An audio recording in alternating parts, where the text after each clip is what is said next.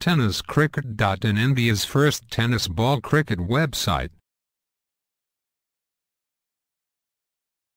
Sponsored by Virat Sports, India's #1 sports brand. Karunakar Madhav Kotian. माझं cricket Vikrolians sports club तर्फे start झालं.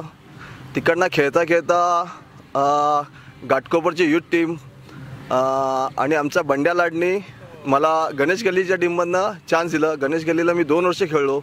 त्या 30 ओव्हरच्या मॅच असायच्या तेव्हा. 30 ओव्हरच्या मॅचमध्ये आम्ही बरकाला जेव्हा मी खेळलो, मी सेमीफायनलला आणि एकदा फायनलला आम्ही हरलो आणि ती संधी मला बंड्या लाडने दिली. तिकडनं माझं नाव करता करता पुढे टिळक चौकला पण मी 1 वर्ष खेळलो. त्याच्यानंतर परत मी विक्रोलियन्समध्ये खेळत चंद्राने मला चान्स दिला राहुल टीमला कमीत कमी मी 25 वर्ष खेळलो. आणि अजूनही मी आता या क्षणी पण विक्रोलियन्स किंवा चंद्राच्या टीमला मी खेळतोच. आणि अमोलनी ही अरेंजमेंट खूप चांगली केली. एक्स क्रिकेटर आणि आता नवीन जे क्रिकेटर आहेत बसून एकत्र गप्पा गोष्टी केल्या, जुन्या गोष्टी आठवण आल्या आणि सगळे जुने प्लेयर मिळाले. त्या थँक्स अमोल म्हात्रे आणि त्याबरोबर आमचे जुने जे मित्र आहेत त्यांचा मी आभार मानतो.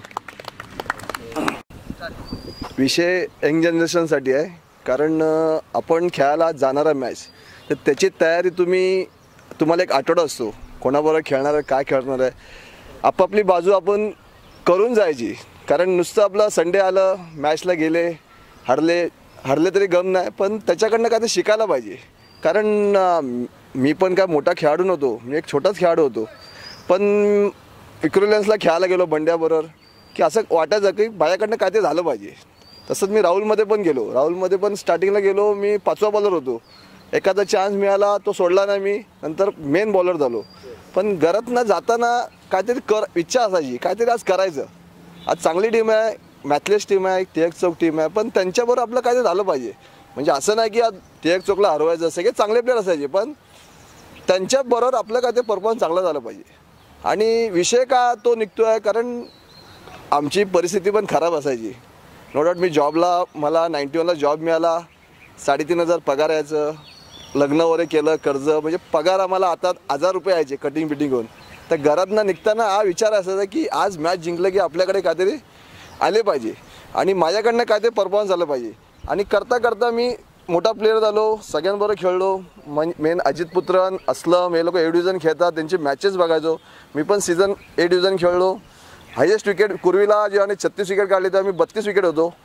आणि करता पुढे गेलो नाही, कारण मला आवड टेनिस क्रिकेटमध्ये होतं. कारण मोठमोठे दिग्गज म्हणजे बंड्या लाड, गोल बंड्या, त्यांच्याबरोबर मला खेळायचं आहे. त्यांच्याबरोबर खेळलो, राहुल टीममधनं खेळलो.